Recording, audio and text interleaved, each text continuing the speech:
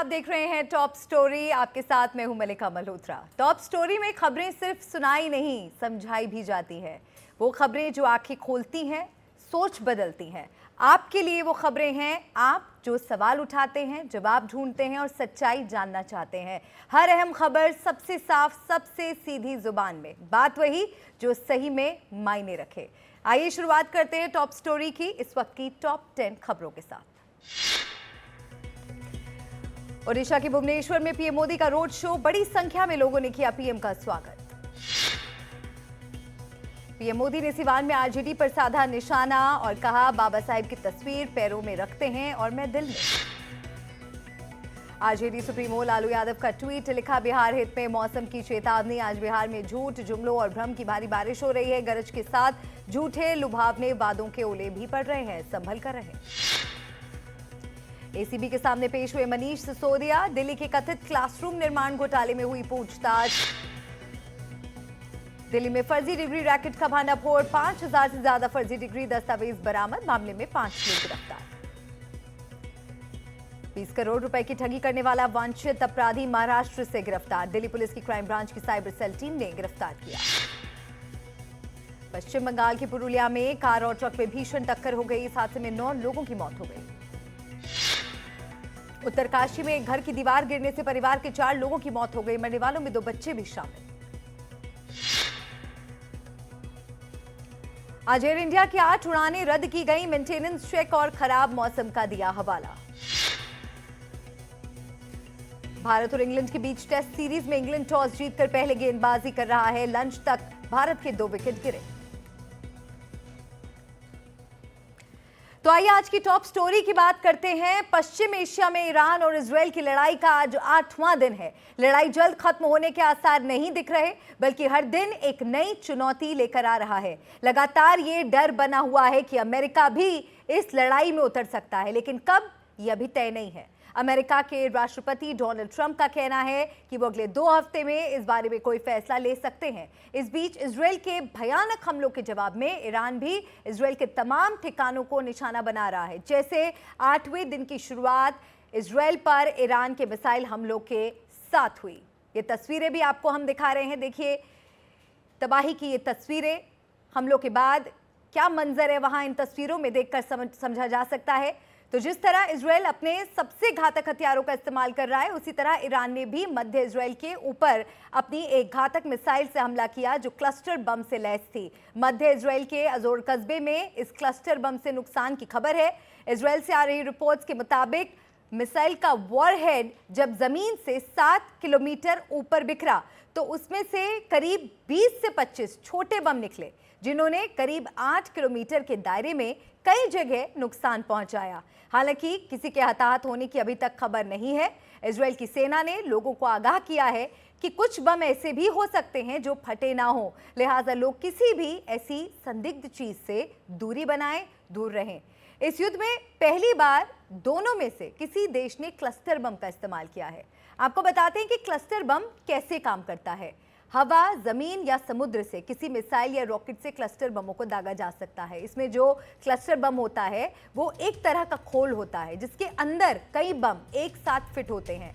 हवा में काफी ऊंचाई पर जैसे ही क्लस्टर बम फटता है तो ये छोटे बम एक बड़े इलाके में बिखर जाते हैं। जैसे ईरान ने जो क्लस्टर बम दागा वो जमीन से करीब 7000 मीटर की ऊंचाई पर फटा और उसमें से करीब 25 बम चारों ओर बिखर गए।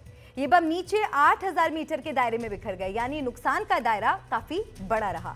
लेकिन आबादी को कितना नुकसान हुआ यह अभी तक साफ नहीं हुआ है। इसे लेकर कोई औपचारिक सूचना, जानकारी नहीं आई है।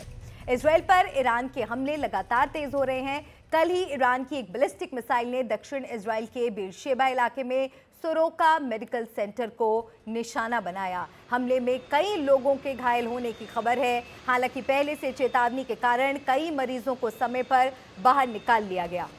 इसी तरह इजरायल के वाइजमन इंस्टीट्यूट ऑफ साइंस पर भी ईरान के एक हमले ने काफ़ी नुकसान पहुंचाया है। इस हमले से इस अहम संस्थान में इजरायल की सालों की वैज्ञानिक रिसर्च तक बर्बाद हो गई और इजरायल के वैज्ञानिकों को ये साफ हो गया कि ये लड़ाई उनके काम को भी बर्बाद कर सकती है।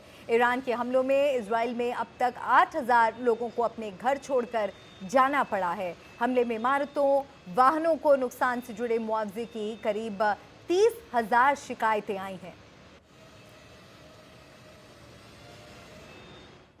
और इस बीच अमेरिका के राष्ट्रपति डोनाल्ड ट्रंप ने कहा है कि वो अगले 2 हफ्ते में इस बात का फैसला करेंगे कि अमेरिका की सेना इजरायल ईरान युद्ध में सीधे शामिल होगी या नहीं। Regarding the ongoing situation in Iran, I know there has been a lot of speculation amongst all of you in the media regarding the president's decision-making and whether or not the United States will be directly involved. In light of that news, I have a message directly from the president, and I quote, "Based on the fact that there's a substantial chance of negotiations that may or may not take place with Iran in the near future, I will make my decision whether or not to go within the next 2 weeks." That's a quote directly from the president for all of you today.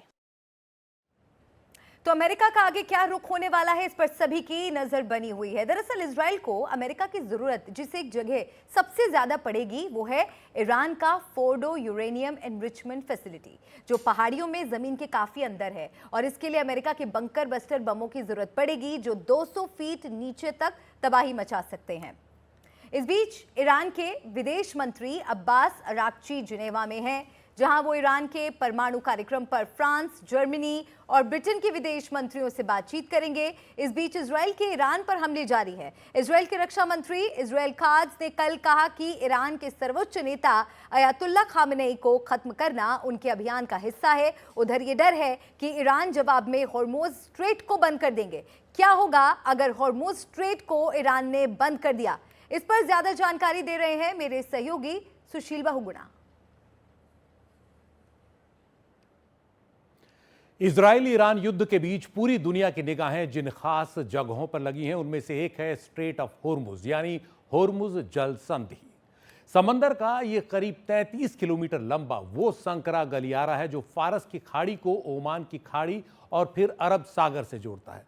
इसके उत्तर में Iran है तो दक्षिणी छोर पर Oman और संयुक्त अरब अमीरात, जो आप देख सकते हैं। 33 किलोमीटर का संकरा दायरा दुनिया में सबसे ज्यादा तेल उत्पादन करने वाले देशों को बाकी दुनिया से जोड़ने वाला समंदर का ये संकरा गलियारा अगर बंद हो गया तो दुनिया की अर्थव्यवस्था हिल सकती है और इसकी कई वजह हैं। आपको एक हम एनिमेशन दिखा रहे हैं जिसमें आपको और बेहतर तरीके से इलाका है कैसा ये समझ में आएगा। ये स्ट्रेट ऑफ होर्मुज है, यहाँ से जो है पूरी दुनिया के लिए फारस की खाड़ी से जहाज़ निकलते हैं। इन जहाज़ों में दुनिया में 1/5वां हिस्सा पेट्रोलियम का और 1/5वां हिस्सा LNG का एक्सपोर्ट होता है दूसरे देशों को। सऊदी अरब से, संयुक्त अरब अमीरात से, ईरान से, इराक से, कुवैत से, सबसे ये जो तेल टैंकर हैं ये तेल और गैस लेकर निकलते हैं और फिर अरब सागर की ओर बढ़ते हैं। और ख़ास तौर पर एशियाई देश करीब 85% पेट्रोलियम और LNG के आयात के लिए इस पर निर्भर हैं। तो ये इलाका है स्ट्रेट ऑफ होर्मुज। इससे जुड़े कई ऐसे आंकड़े हैं जो ये बताएंगे कि ये पूरा इलाका दुनिया के लिए इतना अहम क्यों है, ये एक बड़ा चोक पॉइंट क्यों बन सकता है। ये जो पूरा इलाका हम दिखा रहे हैं आपको, इसी को चोक पॉइंट कहा जाता है, होर्मुज जल संधि या स्ट्रेट ऑफ होर्मुज। अगर इसे ईरान ने बंद किया तो दुनिया में अर्थव्यवस्था के लिए काफ़ी संकट आ सकता है, दुनिया में तेल के दाम बढ़ सकते हैं, महंगाई बढ़ सकती है। अब आंकड़ों के हिसाब से आपको बताते हैं कि क्या क्या इसकी खास बातें हैं। यूएस एनर्जी इंफॉर्मेशन एडमिनिस्ट्रेशन के मुताबिक दुनिया में पेट्रोलियम उत्पादन का 5वां हिस्सा जहाज़ों के जरिए इसी इलाके से गुजरता है। 2024 में हर दिन औसतन 2 करोड़ बैरल कच्चा तेल इस रास्ते से गुजरा और लगभग यही औसत अब भी इस साल बना हुआ है।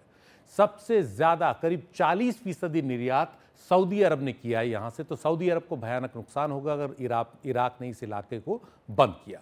दुनिया में गैस उत्पादन यानी लिक्विफाइड नेचुरल गैस का 5वां हिस्सा भी यहीं से होकर दुनिया के तमाम देशों तक पहुंचता है। 2024 में यहाँ से 1 crore billion cubic feet LNG प्रतिदिन इस रास्ते से गुजरी जहाज़ों के जरिए। इसीलिए इसे दुनिया का सबसे अहम ऑयल ट्रांजिट चोक पॉइंट कहा जाता है। वैसे तो ये जल संधि हमने दिखाया 33 किलोमीटर चौड़ी है, लेकिन इसमें भी जिन लेन्स से, समुद्र के अंदर जिन जगहों से ये जहाज़ गुजरते हैं वो और भी ज़्यादा संकरे हैं और उनको बंद करना और आसान है क्योंकि बड़े जहाज़ों को गुजरने के लिए गहरा समंदर चाहिए। इसके अलावा दुनिया में समुद्र के जरिए होने वाले बाकी कारोबार का बड़ा हिस्सा भी गुजरता है यहाँ से। पश्चिम एशिया में चल रहे इस युद्ध के बीच ईरान के कई नेताओं ने इस खास गलियारे को बंद करने की धमकी दी है। 1980 और 1988 में ईरान इराक युद्ध के दौरान दोनों ही देशों ने होर्मुज की खाड़ी में कई व्यापारिक जहाजों को निशाना बनाया था, जिसे तब टैंकर वॉर कहा गया था। लेकिन होर्मुज जल संधि फिर भी पूरी तरह बंद नहीं हुई। 2019 में डोनाल्ड ट्रंप के पहले कार्यकाल के दौरान जब ईरान और अमेरिका के बीच तनाव बढ़ा तो यहीं पर करीब 4 जहाज़ों पर हमले हुए, जिनके लिए अमेरिका ने ईरान को दोषी बताया, लेकिन ईरान ने उन आरोपों से इनकार कर दिया। अगर ईरान होर्मुज जल संधि को बंद करता है तो खाड़ी देशों में अमेरिका के साथी देश भी ईरान के खिलाफ खड़े हो सकते हैं, जैसे सऊदी अरब, संयुक्त अरब अमीरात, कतर वगैरह, जो फिलहाल ईरान पर हमलों के चलते उसके प्रति कुछ हमदर्दी दिखा रहे हैं। एशियाई देशों के लिए तो होर्मुज बहुत अहम है। 2024 में इस रास्ते से कच्चे तेल का 84% और एलएनजी का 83% हिस्सा चीन, भारत, जापान और दक्षिण कोरिया जैसे एशियाई देशों को गया। खुद तेल और गैस निर्यात पर निर्भर ईरान की अर्थव्यवस्था के लिए भी होर्मुज जल संधि काफी अहम है। उसकी अर्थव्यवस्था काफी इस पर टिकी है। अगर होर्मुज की खाड़ी बंद होती है तो भारत के लिए भी मुश्किलें बढ़ेंगी काफी, क्योंकि सऊदी अरब, इराक और संयुक्त अरब अमीरात से भी भारत को कच्चे तेल का निर्यात इसी रास्ते से होता है। भारत अपनी जरूरत का 85% कच्चा तेल विदेशों से आयात करता है। इसी रास्ते से भारत कतर से लिक्विफाइड नेचुरल गैस का आयात करता है। होर्मुज बंद हुआ तो भारत के लिए चिंता की बड़ी बात हो जाएगी। स्ट्रेट ऑफ होर्मुज बहुत इंपॉर्टेंट है। अगर वो बंद होगी तो तेल की सप्लाई डिस्टर्ब हो जाएगी ग्लोबली, और उससे ये है कि ग्लोबल इकोनॉमी अगर स्लो डाउन होता है, तेल का दाम बहुत बढ़ जाएगा उसके बंद होते ही। और तेल का दाम अगर बढ़ गया, 10 दिन भी अगर बढ़ गया, तो अमेरिका, यूरोप, सब जगह रिसेशन, मंदी का दौर आ जाएगा। और ग्लोबलाइज वर्ल्ड है। ग्लोबलाइज वर्ल्ड के मतलब ये है कि पूरी दुनिया पे उसका असर पड़ेगा। भारत पे भी असर पड़ेगा अगर तेल की दाम बढ़ती है। हमारा लक्ष्य है 6 से 8% इकोनॉमिक ग्रोथ, वो इफेक्टेड हो जाएगी अगर तेल का दाम बढ़ जाता है। $80 और $90 भी पहुंच जाता है क्रूड पर बैरल, इसका बहुत बुरा असर पड़ेगा। तो आपने सुना हमारे सहयोगी सुशील जी ने आपको किस तरह से समझाया कि होर्मुज जल संधि के बंद होने से पूरे विश्व पर इसका प्रभाव पड़ेगा और भारत के लिए भी ये खतरे की घंटी है। और चलिए आगे बढ़ते हैं। और इस बीच एक अहम खबर, एक बड़ी खबर मिल रही है गाजियाबाद से। मैं आपको बता दूं, गाजियाबाद में थाने के बाहर हत्या करने वाले के साथ पुलिस की मुठभेड़, आरोपी के दोनों पैरों में गोली लगी। गाजियाबाद के मुरादनगर में 18 जून आधी रात को रवि शर्मा नाम के युवक की थाने के बाहर गोली मारकर हत्या कर दी गई थी। रवि अपने पिता और अन्य लोगों के साथ रिपोर्ट दर्ज कराने आया था। तो गाजियाबाद में 18 जून को थाने के बाहर यह हत्या हुई थी। गाजियाबाद के मुरादनगर से ये बड़ी खबर। एनकाउंटर में आरोपी के दोनों घुटनों में गोली लगी है। और हमारे सहयोगी पंकज झा इस खबर पर ज्यादा जानकारी के साथ जुड़ गए हैं। पंकज, क्या अपडेट है आपके पास इस बड़ी खबर पर? देखिए, जो मुरादनगर गाजियाबाद में पुलिस थाना है, उसके बाहर इस तरीके से गोली मारी गई थी, उससे पूरे पुलिस महकमे की बड़ी किरकिरी हुई थी। उस घटना के बाद जिस तरीके से रवि गए थे वहां पर थाने के बाहर में, तो ये तो पता ही था कि किसने ये किया है। मोंटी नाम का वो आदमी है जो जमानत पे कुछ दिनों पहले छूटा था। मोंटी का जो है वो लोकेशन वगैरह मिल गया था। पुलिस लगातार इस घटना के बाद से उसके टो में थी। आज दोपहर में जानकारी मिली कि वो गाजियाबाद की अमुक जगह पे है। पुलिस उसके पास पहुंची, उस पुलिस ने चेज किया, उसको कहा भी गया कि सरेंडर कर दो। उसने जवाबी फायरिंग की। उसके जवाब में पुलिस ने भी फायरिंग की है और उसके दोनों घुटनों में गोली लगी है। और ये मोंटी, जिसकी वजह से पुलिस की बड़ी किरकिरी हुई थी, जगहसाई हुई थी, कैसे थाने के बाहर ही हत्या हो गई, उस मामले में मोंटी अब गिरफ्तार कर लिया गया है पुलिस मुठभेड़ के बाद। ठीक है, शुक्रिया पंकज इस पूरी जानकारी के लिए।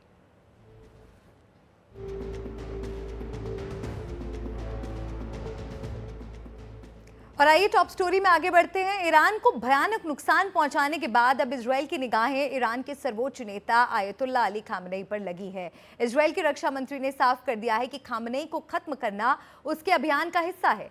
ट्रंप और नेतन्याहू भी इस ओर इशारा करते रहे हैं। सवाल यह है कि खामनेई आखिर कौन है जिनसे इजरायल और अमेरिका की ऐसी भयानक दुश्मनी है। आइए एक बार फिर से रुक करते हैं सुशील बहुगुणा का। शुक्रिया। आयतुल्ला अली खामनेई, ये वो नाम है जो बीते 3 दशक से ईरान की सत्ता का सर्वोच्च प्रतीक बना हुआ है। वही ईरान की राजनीतिक और धार्मिक सत्ता के प्रमुख हैं, यानी ईरान के सुप्रीम लीडर। वो खुद जनता के बीच से नहीं चुने गए, लेकिन जनता के चुने प्रतिनिधि उनके सामने ही सिर झुकाते हैं। ईरान में राष्ट्रपति पद के लिए कौन कौन चुनाव लड़ सकता है, ये भी वही तय करते हैं। न्यायपालिका के प्रमुख से लेकर अहम सुरक्षा संस्थानों तक सभी के प्रमुखों को वही नियुक्त करते हैं। ईरान में सबसे बड़ा रसूख रखने वाला ये शख्स 1939 में ईरान के एक धार्मिक शहर मशाद के एक बेहद धार्मिक परिवार में पैदा हुआ। अमेरिका परस्त मोहम्मद रजा पहलवी जब ईरान के शाह थे तो खामनेई उस सरकार के खिलाफ खड़ी हुई सबसे खास हस्तियों में रहे। इस्लामिक उसूलों को तोड़ने के आधार पर मोहम्मद रजा पहलवी के खिलाफ ईरान में जब अयतुल्ला रुहुल्लाह खुमैनी ने इस्लामिक क्रांति का बिगुल फूंका तो अली खामनेई उनके सबसे करीबी लोगों में रहे। मोहम्मद रजा पहलवी की सरकार ने कई बार खामनेई को जेल में डाला, लेकिन उनके तेवर नहीं बदले। 1979 की इस्लामिक क्रांति में शाह के शासन को उखाड़ फेंकने के बाद ईरान में इस्लामिक गणराज्य की स्थापना हुई तो खामनेई की ताकत नई ऊंचाइयों पर पहुंच गई। 80 के दशक में वो ईरान के राष्ट्रपति भी रहे। 1989 में जब ईरान के सर्वोच्च नेता अयतुल्ला रुहुल्लाह खुमैनी का निधन हुआ तो खामनेई ने उनकी जगह ली। ईरान की सबसे बड़ी हस्ती के तौर पर उनका सिक्का बुलंद होता गया। و ابتکار و اراده ملت ایران رو هنوز درست نتوانستن بفهمن. این رو ما باید به اینها بفهمونیم.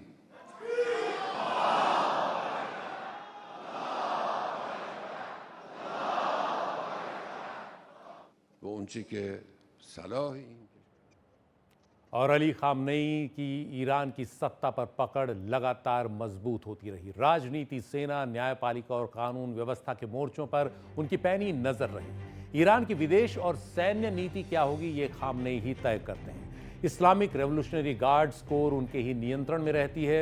ईरान की सेना जहां देश की रक्षा करती है, वहीं इस्लामिक रेवोल्यूशनरी गार्ड्स ईरान की इस्लामिक व्यवस्था की रक्षा के लिए बनाए गए हैं। 1979 में खुद अयतुल्ला रुहुल्लाह खुमैनी ने इसकी स्थापना की और तब से ये सर्वोच्च नेता को ही रिपोर्ट करती है।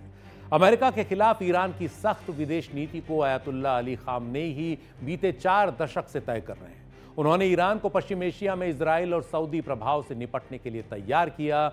उनके ही नेतृत्व में लेबनान में हिजबुल्लाह से लेकर यमन में हूती विद्रोहियों को ईरान ने प्रशिक्षण, हथियार और पैसा मुहैया कराया। ईरान ने इन नॉन स्टेट एक्टर्स के सहारे पश्चिम एशिया में अपने विरोधी देशों के सामने नई चुनौतियां खड़ी की। ईरान का परमाणु कार्यक्रम अयतुल्ला अली खामनेई के ही नेतृत्व में आगे बढ़ा है और जो अमेरिका और इजराइल के साथ उनकी भिड़ंत का सबसे बड़ा कारण रहा है। एक दिलचस्प बात यह है कि 2003 में अयतुल्ला खामनेई ने एक फतवा जारी किया था जिसमें कहा गया कि इस्लाम के तहत परमाणु हथियार नहीं बनाए जा सकते, लेकिन फिर भी इजराइल और पश्चिमी देशों की सरकारों को ईरान पर कभी यकीन नहीं रहा। उन्हें हमेशा इस बात का शक रहा कि तेहरान शांतिपूर्ण परमाणु कार्यक्रम की आड़ में एटम बम बनाने की काबिलियत हासिल कर रहा है और यही ईरान पर इजराइल के हमलों की ताज़ा वजह बनी है।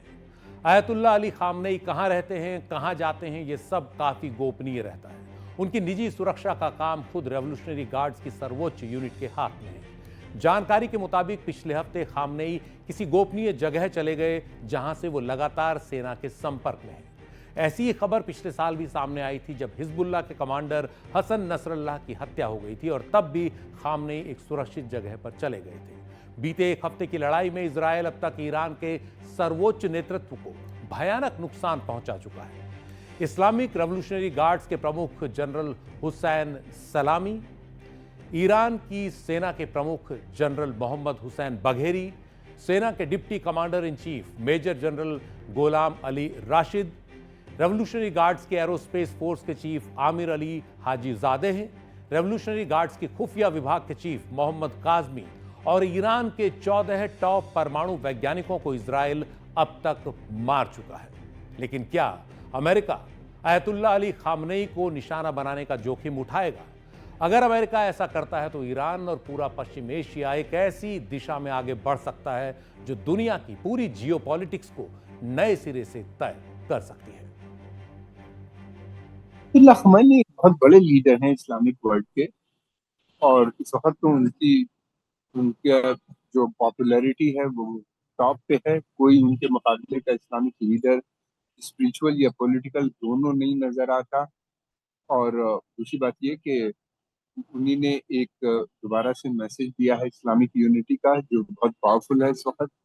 और पहला लीडर है जिसने इजराइल से कन्फ्रंट किया, इजराइल को क्षति पहुंचाई, और उसके लिए जो इसके चलते हुए ये हुआ कि मुसलमानों में एक जोश, बल्कि थर्ड वर्ल्ड कंट्रीज में बहुत सी जगहों पे लोग खुश हैं इससे।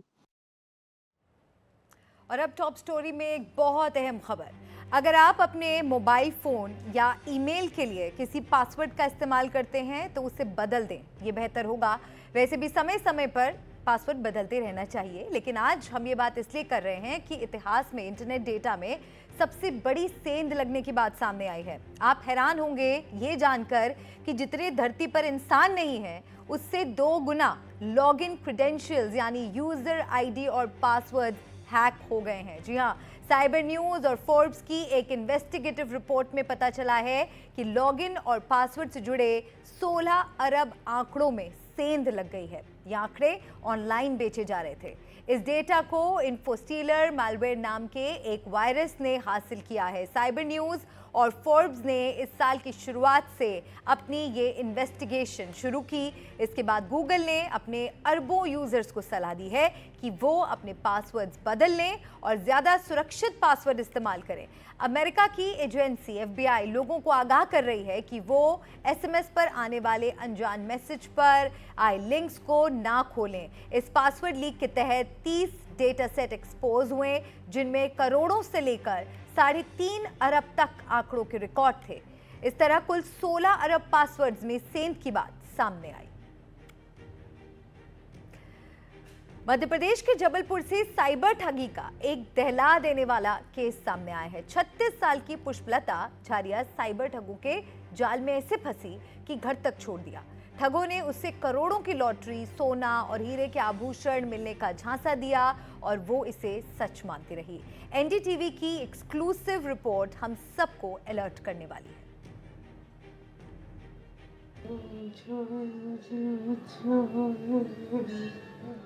बचाओ मुझे, बचाओ मुझे, ऐसा ही कुछ कहती ये महिला खुद को संकट में दिखा रही है।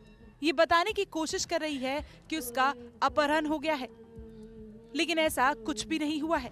महिला का वास्तव में अपहरण नहीं हुआ है, वो तो दरअसल किसी के हाथों की कठपुतली बनी हुई है। वो क्या कर रही है उसे खुद ही पता नहीं है। इस वीडियो की पूरी कहानी आपको बताएंगे, लेकिन पहले पूरी कहानी सिलसिलेवार तरीके से समझिए। वो ठगों की जाल में फंस गई, पैसों की लालच में पैसे लुटाती रही, घर छोड़ दिया, महीनों भटकी, शहर दर शहर खाक छाने, पैसे गवाए, सुख चैन छिन गया। अब वो घर में है, लेकिन उसे खुद की गलती का होश नहीं है। उसकी काउंसलिंग चल रही है। साइबर ठगी की ये कहानी चौंकाने वाली है, बहुत परेशान करने वाली है।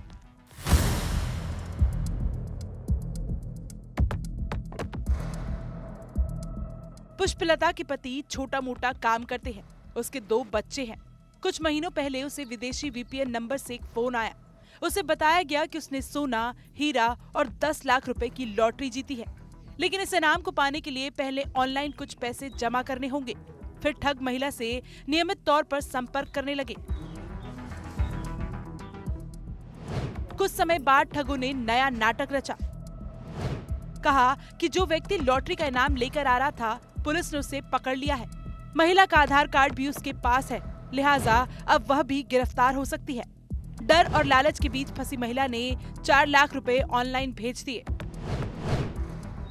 जब घर वालों को इतने बड़े ट्रांजैक्शन की जानकारी हुई तो उन्होंने महिला से सवाल किए, लेकिन महिला का अब तक पूरी तरह से ब्रेन वॉश हो चुका था।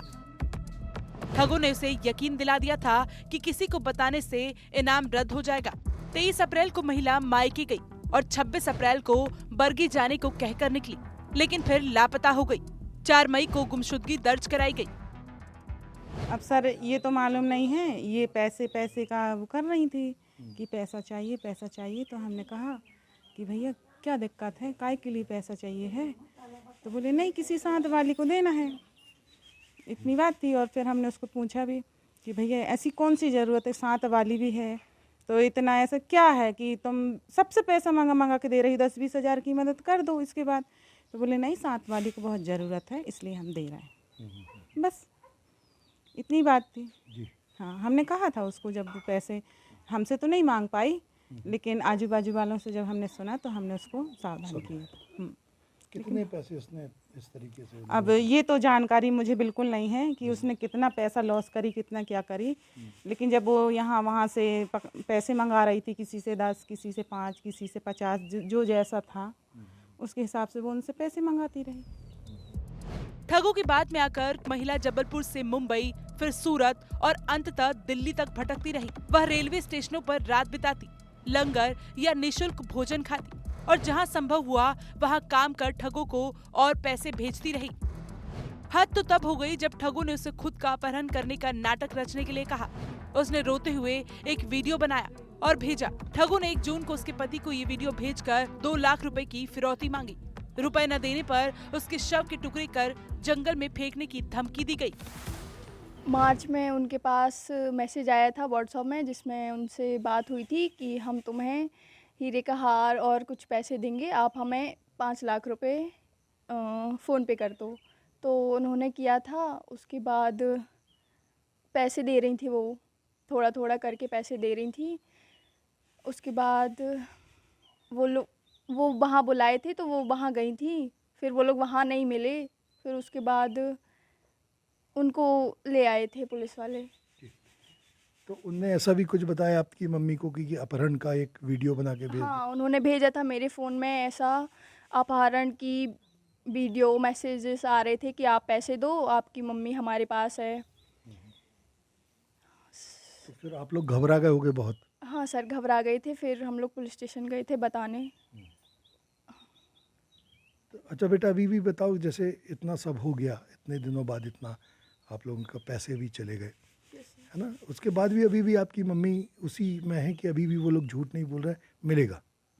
हाँ उनको लग रहा है कि मिलेगा।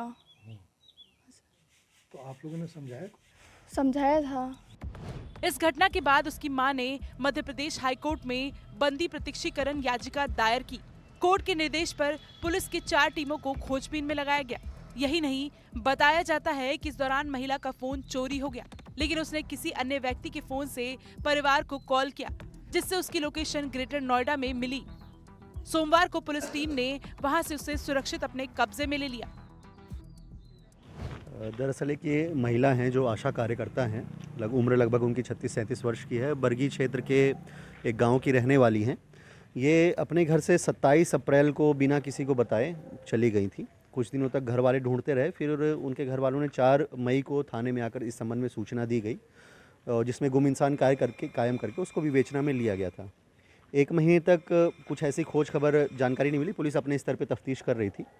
1 जून को इनकी बेटी को एक अननोन नंबर से व्हाट्सएप कॉल आया, वॉइस ओवर इंटरनेट प्रोटोकॉल के अंतर्गत, जिसमें संदेही द्वारा बताया गया कि उनकी मदर जो है वो उनके कब्ज़े में है और वो इतने रुपए दें, अदरवाइज़ उनकी मदर के ऑर्गन्स को निकाल दिया जाएगा, उनको काट कर फेंक दिया जाएगा, ऐसे करके।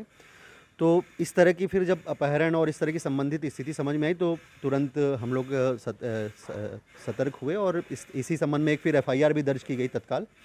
और महिला की खोज, जो जानकारियां मिली थी तब तक, उसके संबंध में जानकारी प्राप्त करना शुरू किया गया। आरोपियों द्वारा कुछ वीडियोस भी और ऑडियो क्लिप्स भी भेजे गए थे, जिसमें महिला ऐसा लग रहा था कि किसी परेशानी में है, किसी दिक्कत में है, तो इस चीज़ को तत्काल गंभीरता से लिया गया।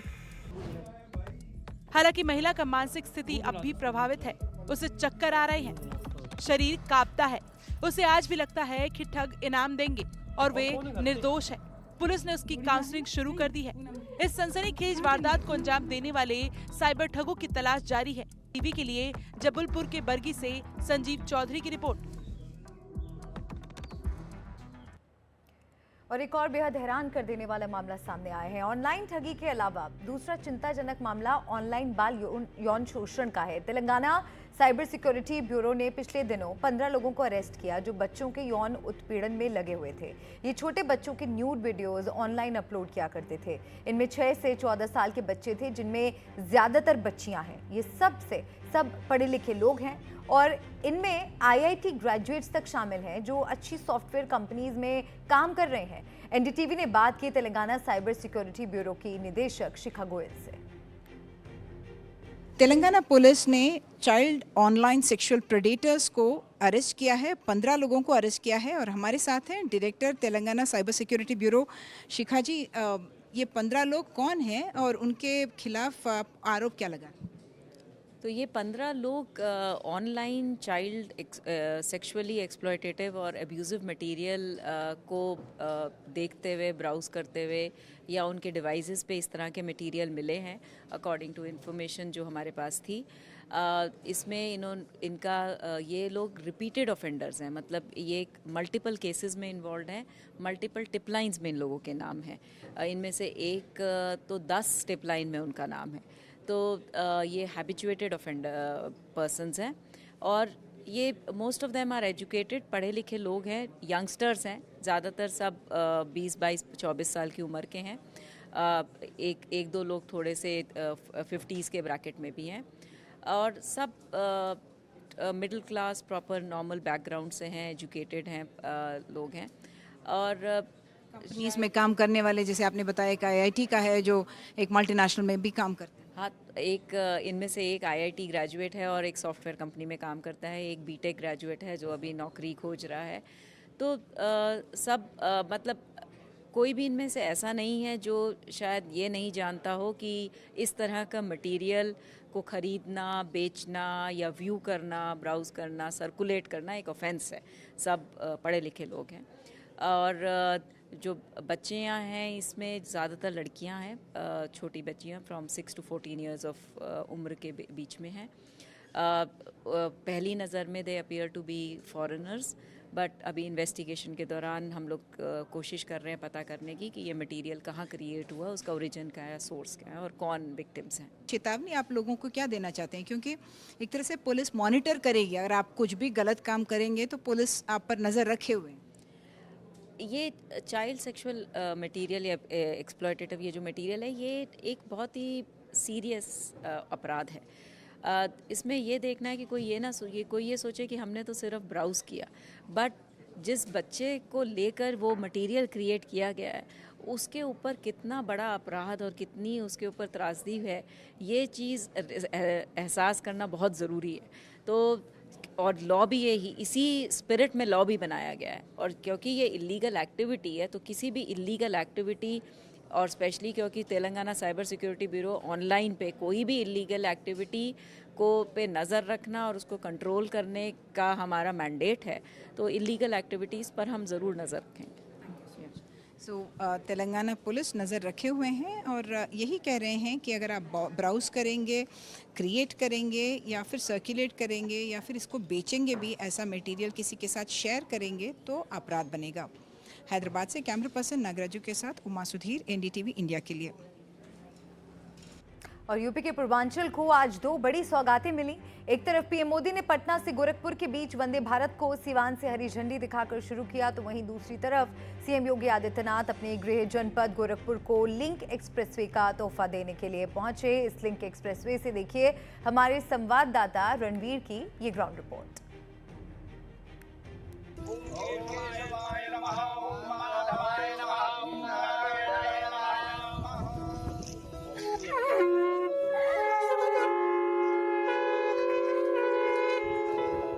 ये उत्तर प्रदेश के उस पूर्वांचल की तस्वीर है जिसे कभी पिछड़ेपन का प्रतीक समझा जाता था।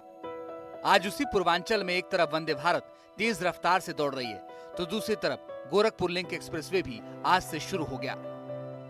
ये जो लिंक एक्सप्रेसवे है ये योगी आदित्यनाथ का ड्रीम प्रोजेक्ट है। योगी आदित्यनाथ अपने गृह जनपद गोरखपुर को एक्सप्रेसवे से जोड़ना चाहते थे और उस सपने को आज उन्होंने पूरा कर लिया। ये जो लिंक एक्सप्रेसवे है ये गोरखपुर से शुरू होकर आजमगढ़ तक जाएगा और आजमगढ़ में जाकर ये पूर्वांचल एक्सप्रेसवे से मिल जाएगा।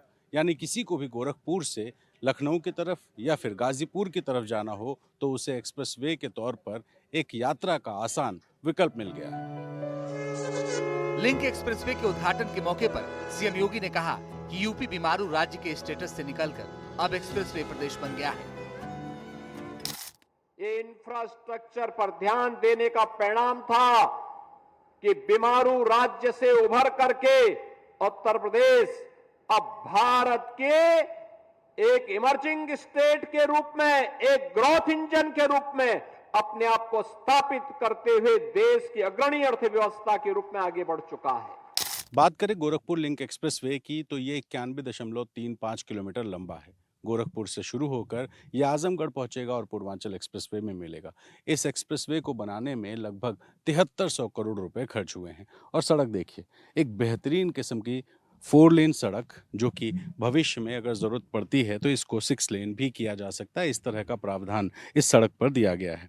इस एक्सप्रेसवे के बन जाने से गोरखपुर के साथ साथ महाराजगंज, देवरिया, कुशीनगर, इस तरह के जो आसपास के ज़िले हैं, ऐसे ज़िलों में रहने वाले लोगों को लखनऊ पहुंचना बहुत आसान हो जाएगा। इस लिंक एक्सप्रेसवे के उद्घाटन के साथ ही उत्तर प्रदेश अब कुल 7 एक्सप्रेसवे वाला प्रदेश बन गया है। पूर्वांचल एक्सप्रेसवे लखनऊ से गाजीपुर 341 किलोमीटर, बुंदेलखंड एक्सप्रेसवे चित्रकूट से इटावा 296 किलोमीटर, आगरा लखनऊ एक्सप्रेसवे आगरा से Lucknow 302 kilometre, Yamuna expressway greater Noida से आगरा 165 किलोमीटर, दिल्ली मेरठ एक्सप्रेसवे मेरठ से Delhi 82 kilometre, Noida greater Noida expressway 25 kilometre, Gorakhpur link expressway 91 kilometre. 3 और एक्सप्रेसवे जल्द शुरू होने वाले हैं। लिंक एक्सप्रेसवे के उद्घाटन के मौके पर सीएम योगी ने विपक्ष पर जमकर निशाना साधा। वे विकास नहीं करते थे, वे तो मुंबई की डी कंपनी को पालते थे, डी कंपनी को।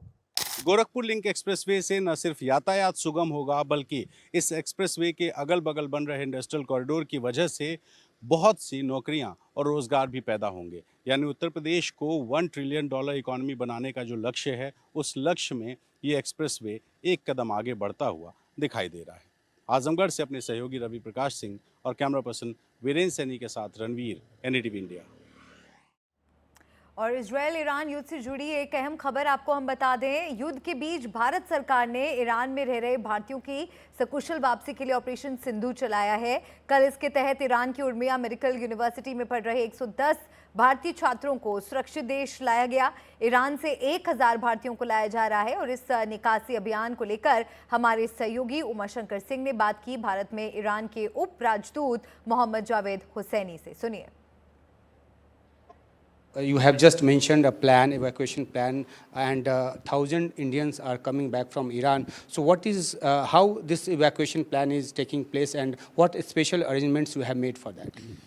Since the beginning of these aggressions, we tried to move those civilians, mostly who actually they're foreigners, to the safe place. You are well aware that at the first day of this aggression, the Indian dormitory for the students, actually the students' dormitory were hit by some ammunitions, and some of them were injured. Immediately, with the help of the Indian embassy in Tehran, they were relocated to another city near the Tehran, which is 140 kilometers away of Tehran. They called Qom, which is one of the holy city of the Iranian city. Because at that time, still not that time, still the airspace closed. We could not make arrangement for the airspace to be open for the air to be used as a route to come back to the India. We just diverted this, we can say, route from the air to the by the road, and they were moved to the Armenian we can say territory, and then from then they just came by the Indigo to India. But at the second phase, we were in contact with the MEA and the Indian embassy in Tehran.